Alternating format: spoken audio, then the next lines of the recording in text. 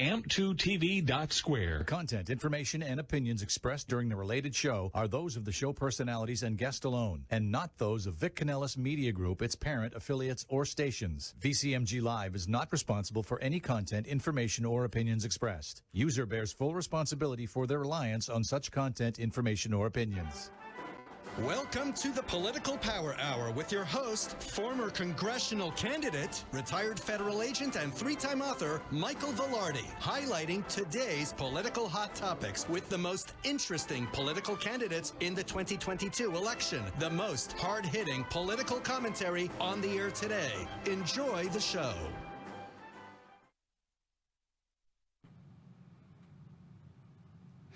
Welcome to today's show. We're going to have an amazing show for you. We hit on politics like nobody else. And today I have in studio with me Dan Franzese. Dan, welcome to the Political Power Hour with Mike Valardi. It's a pleasure to have you. You are a congressional candidate in CD22. And I might add, probably the most qualified one that we have. And I want to welcome you to today's show. We're going to be talking about all sorts of political topics, starting with our beloved president, Mr. Joe Biden. And does he or doesn't he have dementia? Well, we'll get started with that, but first tell us about yourself, and then we'll get started. Sure, Mike, thanks again for having me on your show today. It's a great pleasure to be here. So my background is in business. I'm a businessman. I'm not a politician. I will bring a businessman's perspective to Washington, and we most certainly need it there, just given the way they have completely fouled up our economy over the last 18 months. I earned my MBA at Wharton, same school where Mr. Trump went to. Yes. Learned his business training, and after that, had a successful career in business, doing a variety of things. I was a portfolio manager for a while, and I also, wound up starting up my own business that I successfully sold, and I've had a number of leadership positions across a number of companies. But one thing that's a bit unique about me is I did not start out as a successful businessman. I grew up in a very working-class, blue-collar family, and my father was a union carpenter with an 8th grade education. My mom was a homemaker with a 10th grade education. I started working as a carpenter when I was 16, and that's how I helped put myself through college and then graduate school. So I've truly lived the American dream, and I'm afraid it's slipping away from.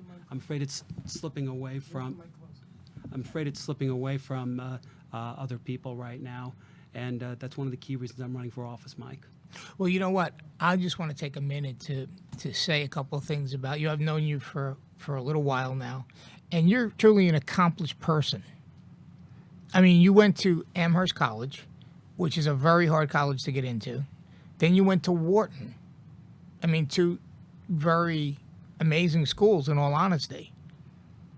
Yeah, so early on in school, they told me I was a good student, and everyone always encouraged me. I had the benefit of going to good schools where I grew up, and back then it was very commonly felt that if you studied hard, went to good schools, and then applied yourself, you could get ahead in this country, and that's exactly the experience I had. And as I mentioned earlier, I think that's the kind of experience that's slipping away for other people. The opportunities just aren't there anymore, and I want to preserve that for future generations.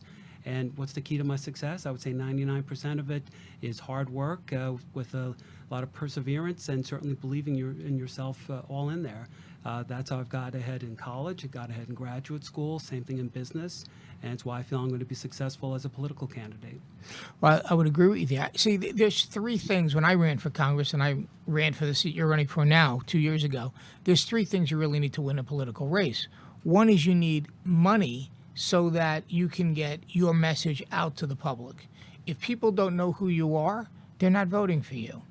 And in order to do that, with each congressional seat having about 700,000 constituents, it requires anywhere between $1 million to $2 million to get the job done.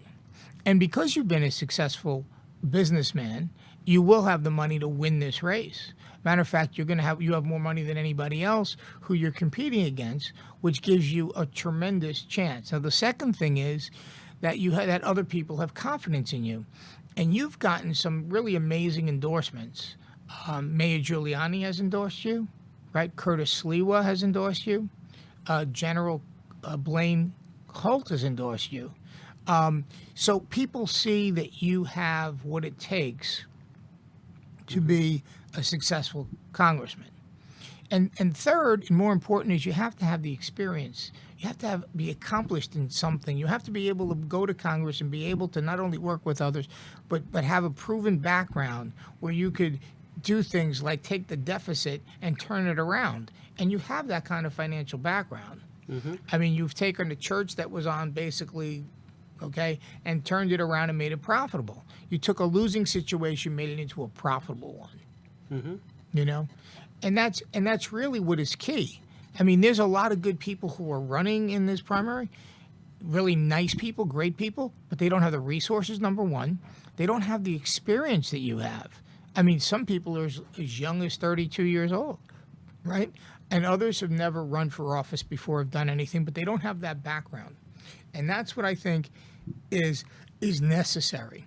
And we, you know, should be on the verge of a red wave. I don't think people are happy with $5 gasoline. Nope. Okay? I don't think that people are happy with some of the things that our president says or doesn't say. I mean, you know, the bottom line is that the articles here inquire, does he have dementia? They just found New York Post, headline on the New York Post. Joe Biden is the big guy. What does that mean? That means they got him taking money from China. Okay, now the U.S. attorney in Delaware opened an investigation into Hunter Biden.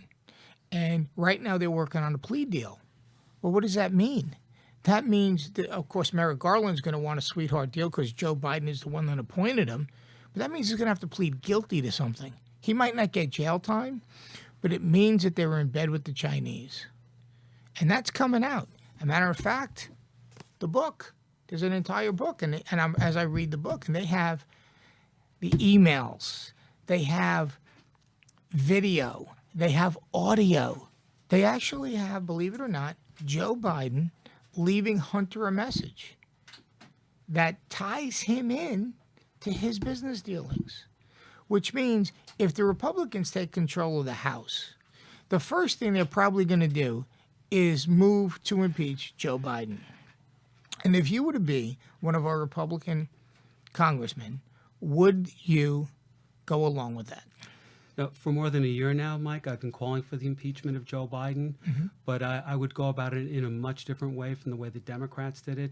I want to have it in an orderly legal process in a very dignified way, you know, unlike what we saw with the Democrats with Donald Trump. You know, we are a nation of law and order, and we would do it in a loyally and orderly way. You know, I don't believe in government by lynch mob, and that's what I felt we were getting for a few years while President Trump was there. But I would want to do it with hearings, which I'm confident, based on all the evidence I've heard, would leave us with no alternative but to impeach Joe Biden.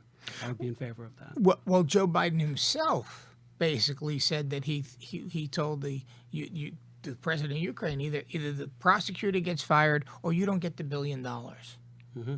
What does that mean? I mean, he by his own words pronounces himself guilty.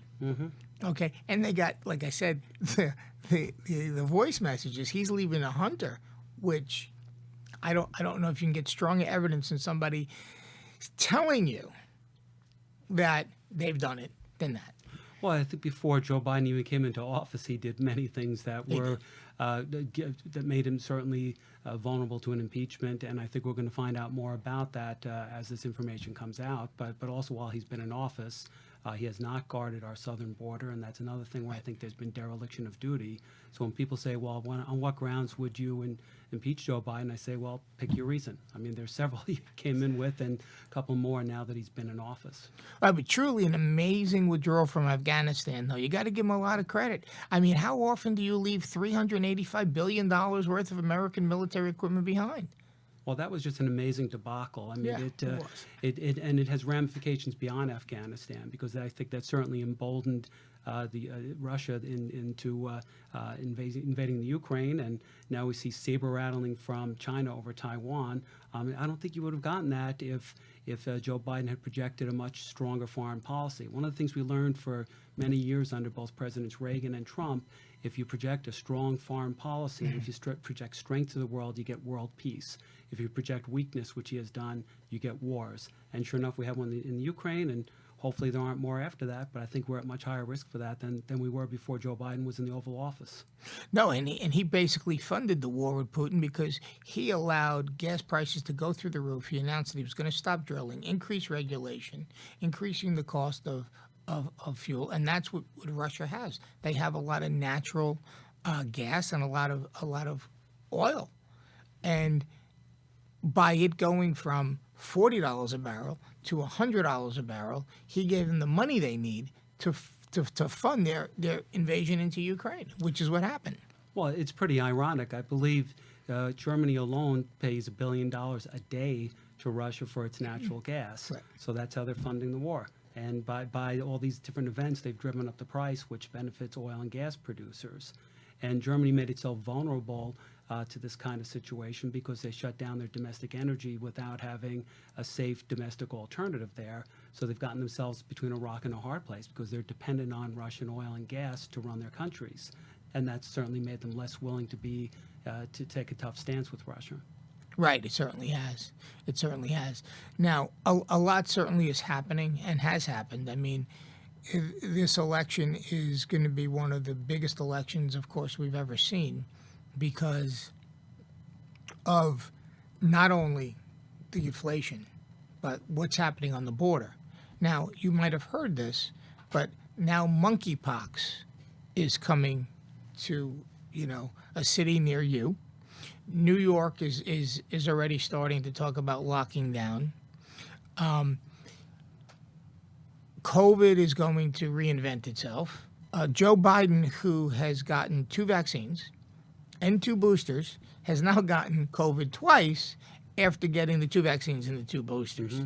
So it tells me that vaccine is really not too effective.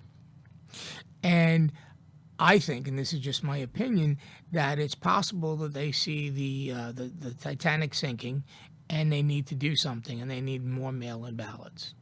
And in order to create that, well, they have to have a reason. Mm-hmm. And that reason is going to be monkeypox. And I was told that on October 1st, the lockdown will begin. Well, I'm not surprised by this, Mike. I mean, since the beginning of the year, we've all been talking about how it wouldn't shock us at all if suddenly there's another lockdown this fall because it gave benefits to the Democrats last time, gave them more opportunities for mail-in ballots. And, whether it's COVID or something else, it would not surprise me at all. From a medical standpoint, I feel we confidently proved in this last pandemic something the scientists have been saying for decades, which is that lockdowns don't work. Right. And but yet the politicians don't want to hear that, or certainly the Democrat politicians don't want to hear that. Right. And wouldn't surprise me at all if they used either another strain of COVID or this monkeypox situation as a way to, again, lock us down and control us. I mean, that was one of the major things that came out of the pandemic was that it gave extra control to the government, mm-hmm. and I think that was certainly one of the main themes. It was a tool to control us. You know what I found so ironic, Dan, is I think it was October 20th of 2020. Joe Biden said that he put together the greatest voter fraud organization since Barack Obama. Do you remember that? Yeah, it was one of his many gaffes, right? He meant voter turnout, and right. But is what he meant to say. But a lot of truth sometimes comes out, right, in people's gaffes. Sometimes, and I find it totally ironic that the man who got more votes than any other president ever, more than Barack Obama, or more than Hillary Clinton, than anybody, has the lowest poll ratings of any president in 100 years. Well, it's amazing he has it, but not such a surprise, right? I mean, look at the incredible results we have. I talked to everybody, both Democrats and Republicans, and I asked them, versus 18 months ago, are you better off and is our country better off than 18 months ago? Not a single person is willing to say yes. And if it's that universal, that tells you something. They disagree on the reason for it. They still blame Putin for it, which is ridiculous because we already had 7% inflation before they had the invasion of the Ukraine. But everyone agrees the country is worse off than it was 18 months ago. And, classically, traditionally, the people in charge get the blame for it. And this time, I think the blame is very well established to be associated with Biden.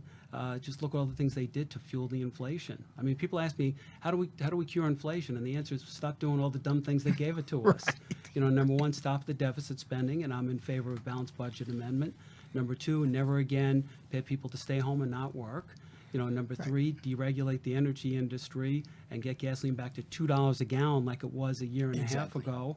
And number four, the Federal Reserve needs a complete makeover. It's become too politicized and it's not working for the American people anymore.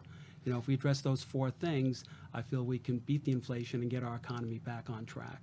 Do you think we're heading for stagflation, like the Carter years, where you're going to have high unemployment, high interest rates, high inflation rates? Because they keep, now, I don't know if you heard about this, but the Democrats are on the verge of passing this bill. They got Joe Manchin on board. They call it an inflation fighter bill, which is going to just spend more money and cause more inflation. It makes no sense to me. Because you can't keep spending money that you don't have.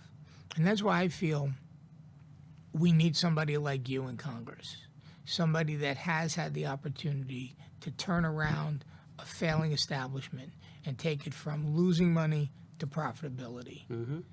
And how are you going to move to have a balanced budget amendment, or what are your plans if you were to get into that seat to stop the deficit spending, which is now $30 trillion? Yeah, so this bill that Joe Manchin is advocating is called the Inflation Reduction Act, Right. but it's anything but. It's just Right. another way to take more of our tax dollars and spend them on green energy and Obamacare, the thing that the things general public don't want. And obviously we need to put a stop to that and get the word out about it. Unfortunately, given that Joe Manchin is on board with it, I think it has an excellent chance of passing and getting into law. Regarding the deficit, it took decades to make, and it's going to unfortunately take decades to clean it up, Mike. Right, exactly. Well, we have a commercial break now, Dan. Okay. So we have to, we'll be back in a minute. Thank you.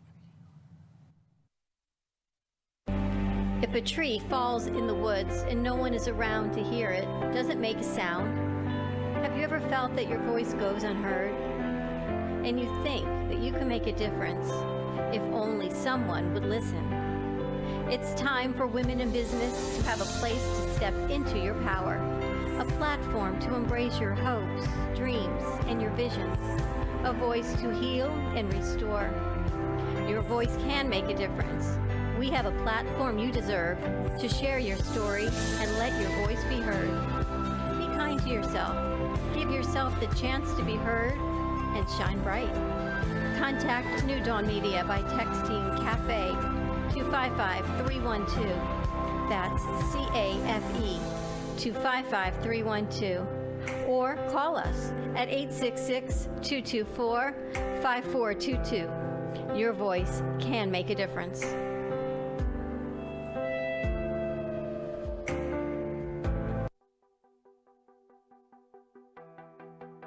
Along the sun-drenched beaches of Boca Raton lies AMP2 Media.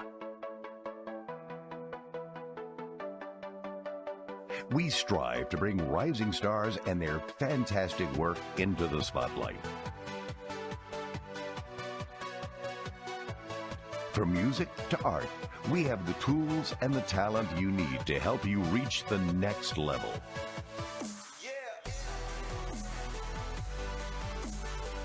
AMP2 Media is proud to announce our new scoring platform for reality shows, movies, and videos. We have the ability to highlight music according to what the eye sees on the screen.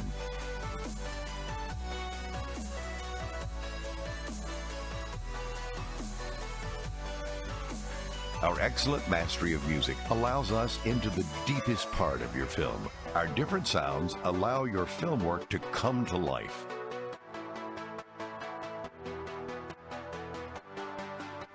For more information, call our studios at 866-224-5422 or visit our website at amp2.tv.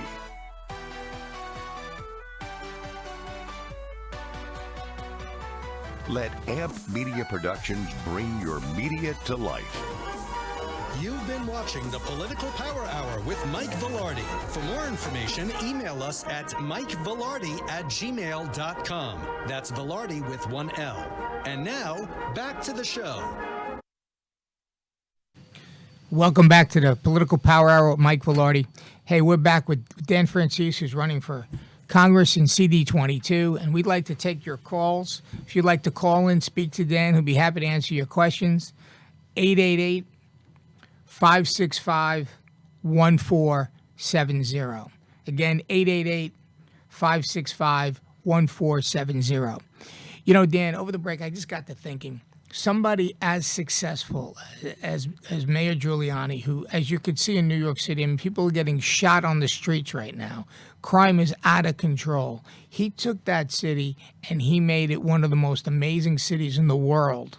Okay, and under his 2 terms there, crime dropped so much, real estate values went through the roof. And for 20 years, because Bloomberg just followed his blueprint, that's all he did. For a guy like that to come out and say, you are the only person that can win, you are the most qualified guy, that is impressive. I was very honored to have his endorsement. He's certainly one of my heroes. He fixed the city that everyone said was broken and couldn't be fixed. And he did it just through hard work and never taking no for an answer. And he's my kind of guy. That's how I got ahead in the business world and also before that. And that's how he cleaned up the city. So I've gotten to know him over the last couple of years, and very proud when he told me that I'm the guy that he was going to endorse in this race. And he did more than just say, all right, Dan, I endorse you. He went the extra mile to say I'm the most experienced and qualified candidate in this race. And on top of that, I'm the one with the best chance of beating Lois Frankel in the fall elections. So he really took it an extra mile. But interestingly, I got an almost identical response from Dick Morris. So Mayor Giuliani, by the way, maintains a part-time residence in the district. So that's one of the reasons he's been watching this race. Dick Morris used to live in Delray Beach, so same thing. He's been watching this district for a number of years. And I was introduced to him, and after he put me through a pretty grueling interview as well, he concluded the same thing. He said, I'm the candidate with the best shot at beating Lois Frankel this fall, and he has endorsed me, and he's encouraged other Republicans to rally around me. So I've gotten a number of other endorsements, but those are 2, very well-known senior Republicans that have urged people to come around and support me. Well, Dick Morris is very impressive because he has a political acumen like few others. I mean, he really does.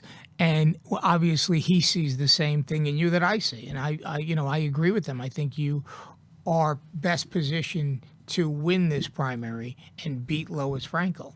You have the funds that are necessary. You have the character, and character is so important.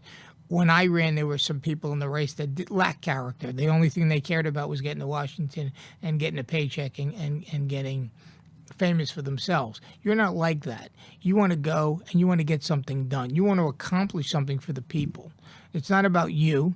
I mean, you're already successful in your own right. If you retired tomorrow, you have enough money to live on for the rest of your life. You don't need anything. You don't need anybody. You're doing this for the public, for the John Q. public, the people who don't have a voice. And that's what makes you impressive. Well, thanks, Mike. I'm certainly doing it for my kids and my future grandkids that I don't have yet. I'm definitely doing this because I think our country is heading in a bad direction and good people have to get off the couch and do something about it. I'm not doing it for the paycheck. I already have a good job and I'm taking a big pay cut to do this.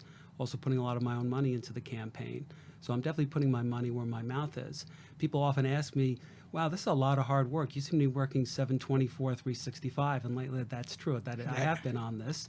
And they say, why'd you take on this aggravation and the hard work? And I say, well, I'm hoping 20 years from now, I can be telling people I was one of the guys that got off the couch and saved our country at a dark time. I want the satisfaction. I'm hoping that 20 years from now, I'll have the satisfaction of being able to say that. That's what's motivating me. But Mike, I am working very hard on this. I've spent a lot of time learning the issues, but also engaging with voters. That's been a big part of my campaign. So I'm running a big professionally managed campaign that has all the things you would normally expect in a campaign, but I insisted early on that we inject a very powerful grassroots element to it as well, and that's actually been my favorite part of the campaign. I've been going, for several months now, I've been going door to door talking to voters. I personally have knocked on over 3,200 doors myself. Wow. And I've had thousands of conversations with voters. So this is way more than any congressional candidate I'm aware of. And I've come away from that with a really good understanding of the district and what the people are thinking. You know, my view is that you can take a poll, you can read a book, and that's great, but there's no substitute for just getting out and talking to the voters to hear what they think. This is not knowledge you inherit or anything like that. You have to go out and develop it yourself, and I've done it. So I've really put in the hard work. I remember when I started this campaign about a year ago, someone said to me, Dan, it's all about the hard work. And when I heard that, I said, you know what, if that's the case, get the office ready for me, because I'm going to put in the hard work, and I most certainly have. And what are the three biggest issues that you've found since you've been talking to voters that they're concerned with in this district?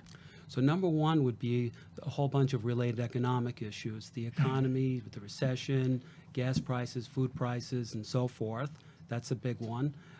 Close behind it, immigration, and also election integrity. These Yeah. are the three things that keep coming up. And a very interesting thing is, I expect when I would go door to door and when I ask people what are your big issues, I thought people would come back to me with very local issues, like, oh, I need a stop sign at that corner, or I need a post office there. No, overwhelmingly, 99% of the time when I talk to voters, what comes back to me is a concern about the overall direction of our country on those three issues, plus a few others. Crime comes up a fair amount. Not so much here in Florida, because we thankfully haven't had a crime problem, but I know for people who are running for office in, say, Washington, D.C., locally, or New York City or Chicago, that's probably the number one issue. Thankfully, we have a good law and order governor and a law and order state, so that's not a big issue here. Nonetheless, people see it on TV, what's going on in other states, and that's something people are concerned about as well. I mean, yeah, you're right. I mean, number one, I think if we went back to being energy independent, which we were under Donald Trump, I mean, that's why gas was $1.69 a gallon. That would certainly take care of the inflation. Absolutely, Mike. I mean, energy is such a complicated and important issue, and this is something else I have expertise in. For about 20 years in my day job, I spent time financing the energy industry, a wide range of types of energy, including oil and gas, so I developed a very good understanding of that industry's dynamics as well. But one of the things I really learned along the way is energy is both an economic and a national security issue. We got finally back to energy independence under President Trump, and then we gave that all away, by clamping down on our domestic energy. And now we have our president going to places like Saudi Arabia and Venezuela and asking them to pump oil for us when we could just be doing it ourselves. So that's a national, security issue that's quite important. On the economic front, there again, it's quite important. For years, when I talked to people from other countries, they used to say, oh, you Americans, you have the cheapest energy in the world. That's what fuels your economy. They would say it with such great jealousy, like we were almost cheating. Right. But we had the cheap energy, so why not use it? Joe Biden and Lois Frankel, they gave that all away. And now we don't have that international advantage anymore. Under my policies, and when the Republicans take control of the government again, we will definitely move back to energy independence, but also lower cost energy, so we can recapture that economic advantage that our country has had for so many decades. Low cost energy was a key part of our domestic prosperity, and I can't believe these Democrats have just given it away. Yeah, I know it's hard to believe because you see the Green New Deal is costing everybody dearly. And it's a joke. I mean, what's the difference if you're going to get oil from Russia or oil from Alaska? Well, wouldn't you rather get it from a politically secure place who are also American citizens? Of course. That's what I would rather get. Of course, instead of paying your enemies. I mean, it makes no sense. You almost have to think that it's intentional. Well, Joe Biden, if you take a look at his track record in international affairs, he is truly batting 0 for 100. Yes. And when someone starts batting 0 for 100, you start to wonder how much of it's bad luck, bad judgment, or how much of it's intentional. Yeah, I mean, there are plenty of days I truly think that, and I know a lot of people think that as well. And now that they have him tied to a bank account with China there, I think the next couple of months are going to be the craziest couple of months we've ever seen in politics. It very well could be. I mean, information is starting to come out about who the big guy is. I think we all, frankly, have known for quite some time, but it's one thing to know, and it's another thing to have proof of it. If they work out a plea arrangement with Hunter Biden, then a lot of the stuff could come out, and it wouldn't be surprising at all. I mean, from what I've been hearing about the Biden family, they quite possibly are the most corrupt people ever to occupy the White House, and that's a pretty high standard, actually, to beat. But I think they've got that one. I mean, especially his son and his brother, I keep hearing stories about them cutting deals all over the world and just glomming onto Joe Biden's status as vice president. It's a terrible thing. This is the kind of thing I would, rest assured, you won't get any of that kind of stuff from me when I'm in office. Right. No, of course not. I wouldn't think you're very stand-up. You have a great education, you have a great background. I mean, and you're very capable. And I Thank think you. it's very impressive. You have people like Curtis Silva, another guy, came down just to support you to get you elected when he was running for mayor of New York City. I mean, so you have a lot of people like Dick Morris. Dick Morris, like I said, political acumen like no other. I mean, these are all people that have met you and get to know you, and look at you and think the same thing everybody else is thinking, and that's you are the best position to win, not only win this primary, but to unseat Lois Frankel. And I mean, she hasn't even been going to Washington, from what I'm hearing. I mean, she's in her 70s. She's basically just coasting. When I was in the primary 2 years ago, she didn't even put up a sign. She didn't have to, because she ran against Laura Loomer, who never should have been the Republican candidate, but that's another story. So she easily won by 20 points. But in this climate, when you take somebody like yourself who's capable, whose goal is to help the people, I think you're going to see a sea change. I agree, Mike. You've touched on many topics I'd like to address. As speaking of myself personally, I mentioned I was born into a working class, blue collar family, but I also had the good fortune of being born into a very conservative and very religious family in a conservative and religious town. And my mom was actually my Sunday school teacher for a number of years. And yes, I'm named after Daniel from the Bible. Okay. There isn't some Uncle Dan somewhere who I'm named after. I'm named Right. after Daniel from the Bible. That was her vision for me, that I'd be a man of great integrity and courage. So every day of my life when I get out of bed, my goal is to live my life like a good Christian man and live up to my mom's goals for me to be a man of courage and integrity and do some good for the world. And so that's what drives me every day. Now, bringing that now forward to this election, I don't think there are any safe Democratic seats this year. I think there's going to be a red wave like we've never seen before. So many Democrats are very unhappy with what they're seeing. But the interesting thing is they're quiet about it. I've talked to many Democrats, in fact, some of who've actually quietly donated money to me, who say they're very unhappy with the state of the party and the state of the world. But then they say, but don't tell anybody. They've become so afraid to speak out about it. But I can tell you from those conversations, and definitely conversations with those, independent or undecided voters in the middle, I think there's going to be a huge swing toward the Republican side. And people say, the Democrats, they're so brainwashed, you can't convince them. And I say that could be true about a good 20, 30, 40% of them. But we don't have to convince all of them.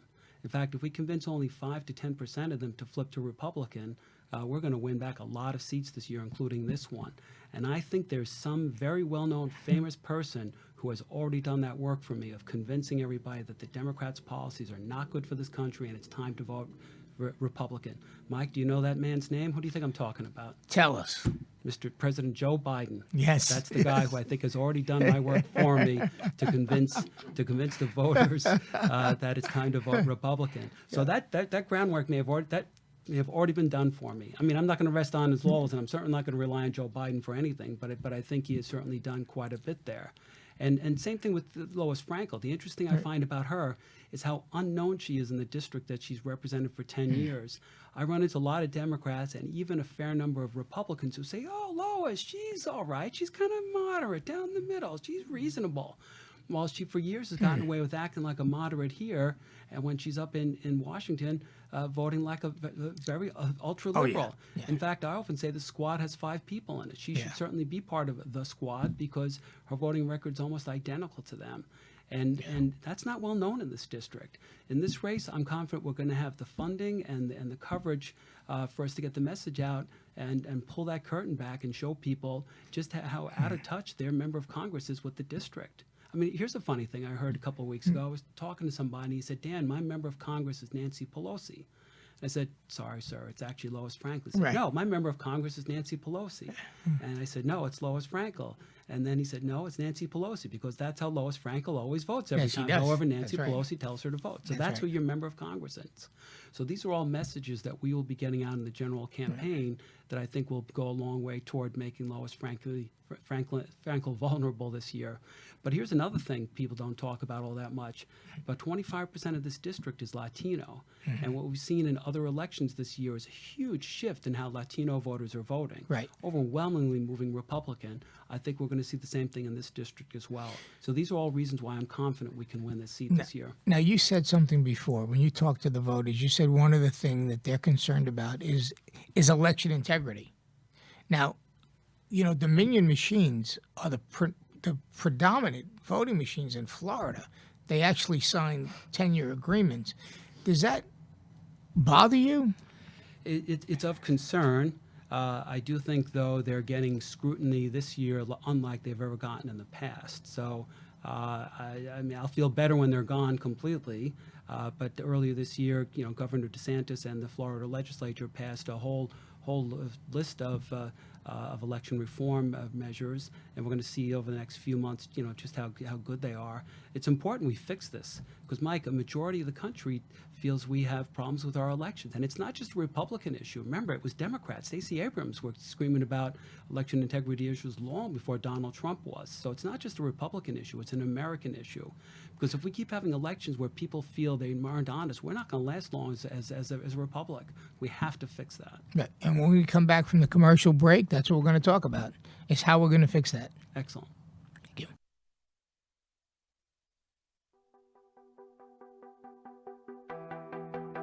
Along the sun-drenched beaches of Boca Raton lies AMP2 Media.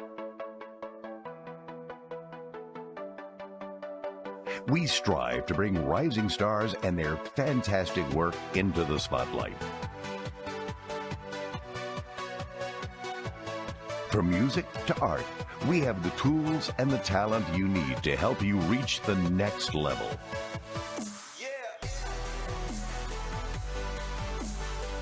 AMP2 Media is proud to announce our new scoring platform for reality shows, movies, and videos.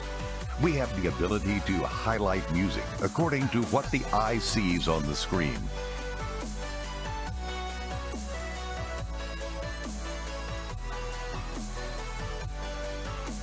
Our excellent mastery of music allows us into the deepest part of your film. Our different sounds allow your film work to come to life.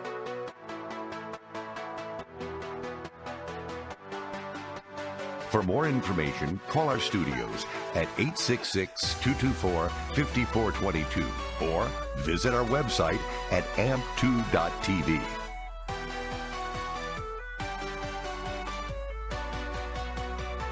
Let AMP Media Productions bring your media to life.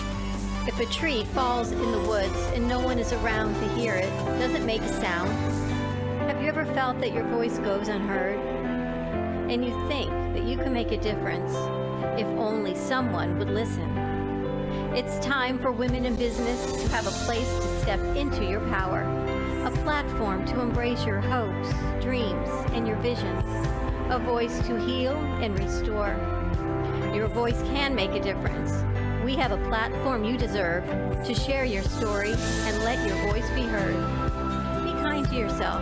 Give yourself the chance to be heard and shine bright. Contact New Dawn Media by texting CAFE to 55312. That's CAFE to 55312. Or call us at 866-224-5422. Your voice can make a difference.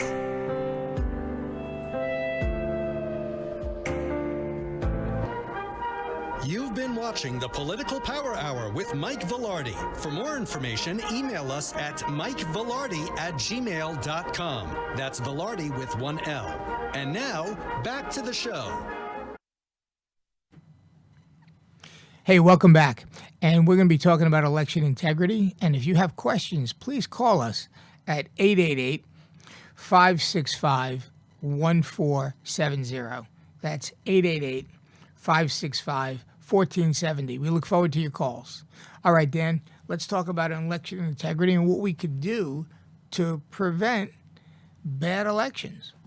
Sure. So, Mike, earlier this year I had the good fortune of being introduced to Captain Seth Keshel. He's one of the leaders in the election integrity movement, and I'm proud to say Seth has endorsed me.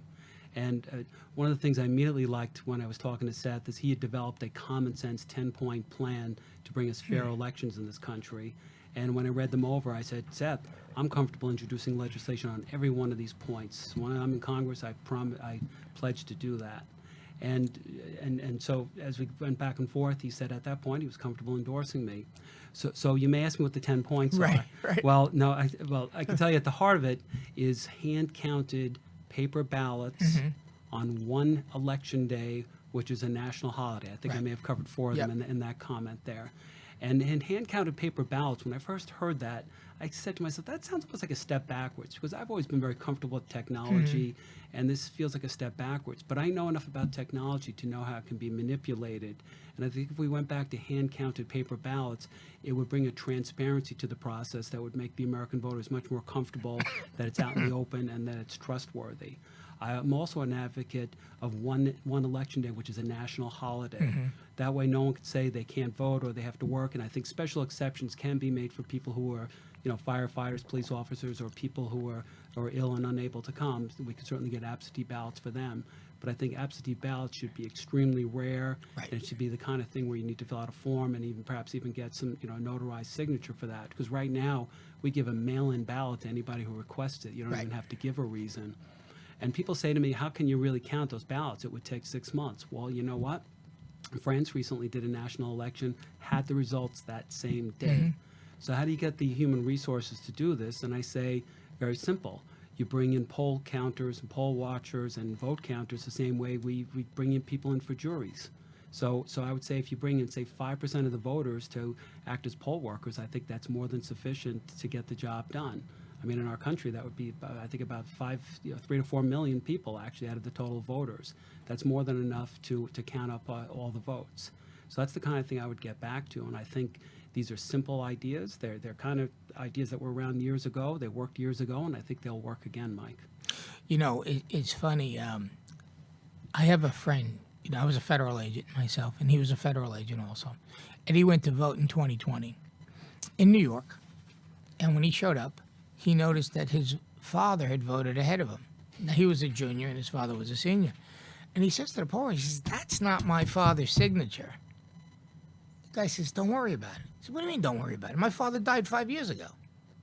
He's a registered Democrat, and he voted, of course, Democratic, right? What do we do to stop that? Well, in New York, they still do not require a photo ID to vote. Of course not. And Florida has required that for a number of years, and that's certainly one of the 10 points on Seth Keshel's list. I think that'll go a long way toward fighting that kind of fraud. But on top of that, there does need to be regular review, regular cleanup of the voter lists.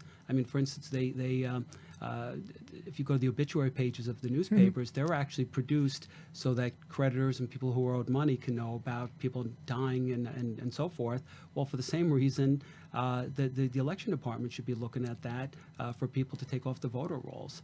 That's a common sense thing. I've never actually heard anyone advocate for that, but they should. Well, that would be taking a large part of a certain party's votes away from them. When you start taking away dead people votes, I mean, those, all those Civil War veterans that voted, I mean, in 2020, I mean, they'll all be gone. I know, but we need to do it. I know. I mean, it's absurd, but we both know that there are a lot of 105, 107-year-old people still on the voting rolls in Florida, and I suspect if we went and knocked on their door, I wouldn't find them there. Yeah. I strongly suspect that, Mike. Well, you have one group who wants fair elections because they have a platform that would guarantee that they won, and you have another group who has a platform that leads to disaster, and they need rigged elections to win. Exactly. I mean, I think the Democrats realized smartly a long time ago that they do not win on the issues. Right. And so that's why there's always a lot of deception in how they talk about things. Like, for instance, the Inflation Reduction Act is anything but that. Right. It's a tax and spend act. And same thing with our elections. I'm comfortable moving back to all this transparency because I'm comfortable that the American public will vote the Democrats out of office and get the Republicans back in there, Mike. We need to have integrity in there. Otherwise, we're a third world banana republic. That's all we are. That's right. In Okay. fact, Here's another one. Jimmy Carter, interestingly, years ago said mail-in ballots are a license or a recipe for fraud, and you have to get away from it. So and so there are dozens of countries that don't allow for it. Why do we allow for it? Because I think that's where most of the fraud goes on with the mail-in ballots. Of course.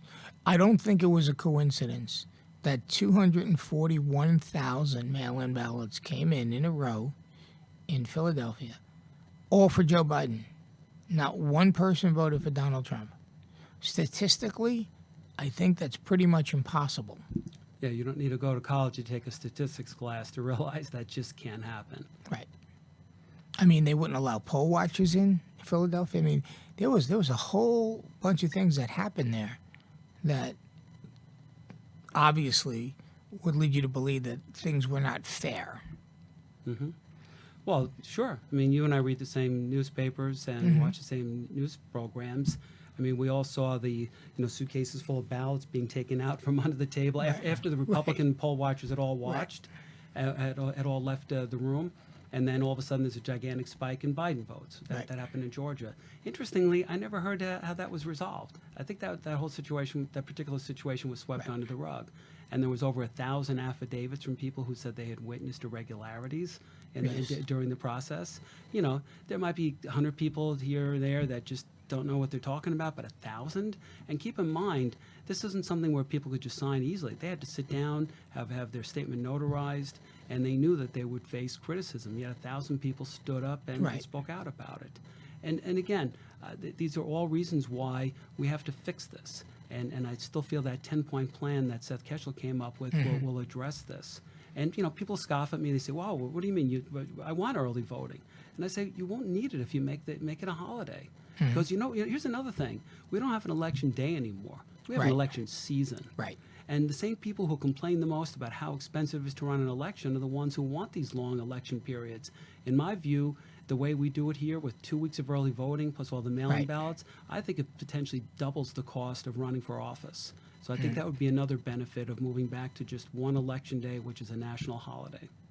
I agree with you. And I think that we have to restore the integrity to the voting system.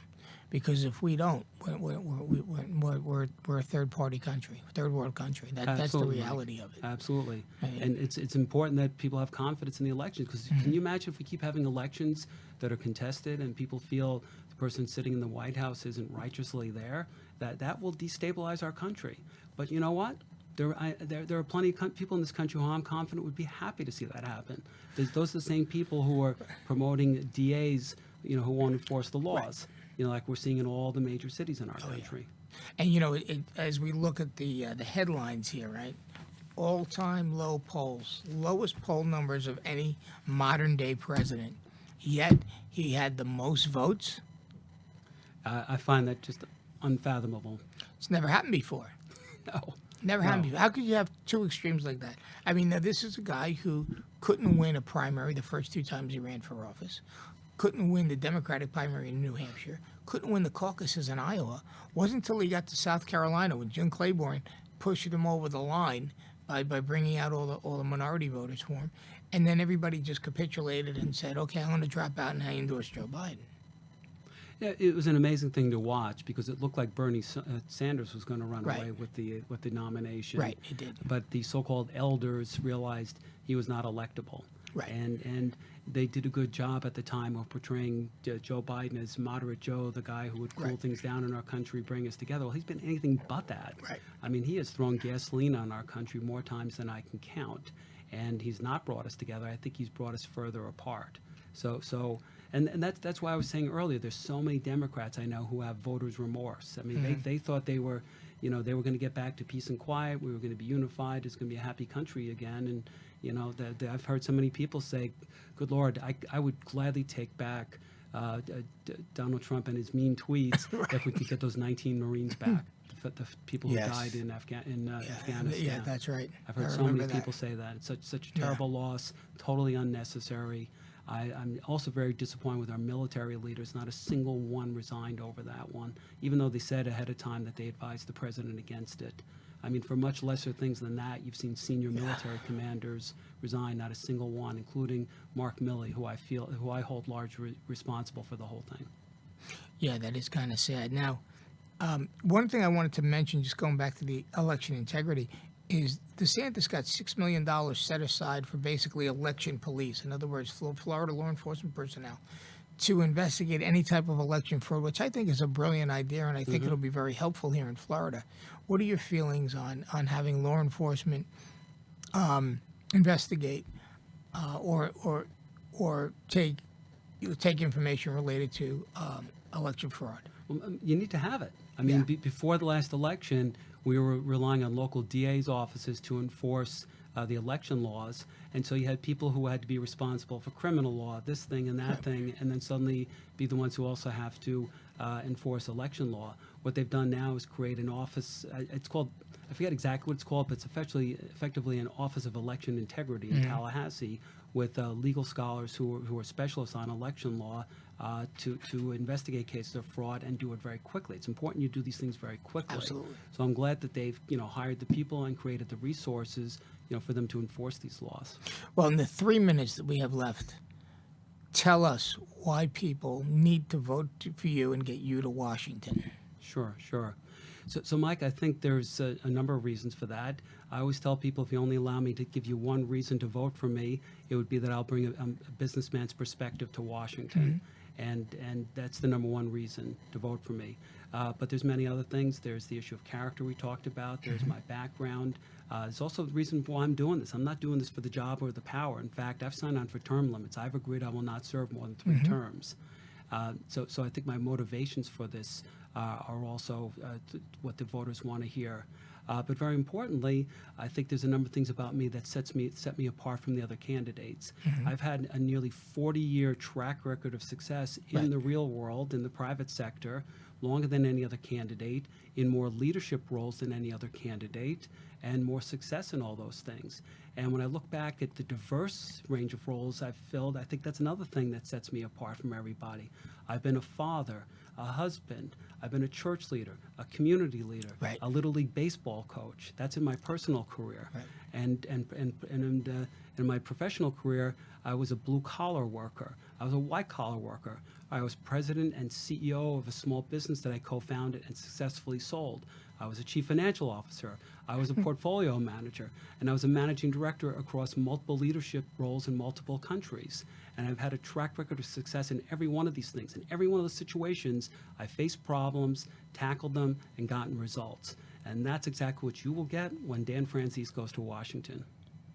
Well, Dan, I think I got to agree with you. I think you're the most qualified person. I wish you the best. We want to see you win this race. We want to see you beat Lois Franco. That's what we need. We need somebody like you there to get the job done for the people.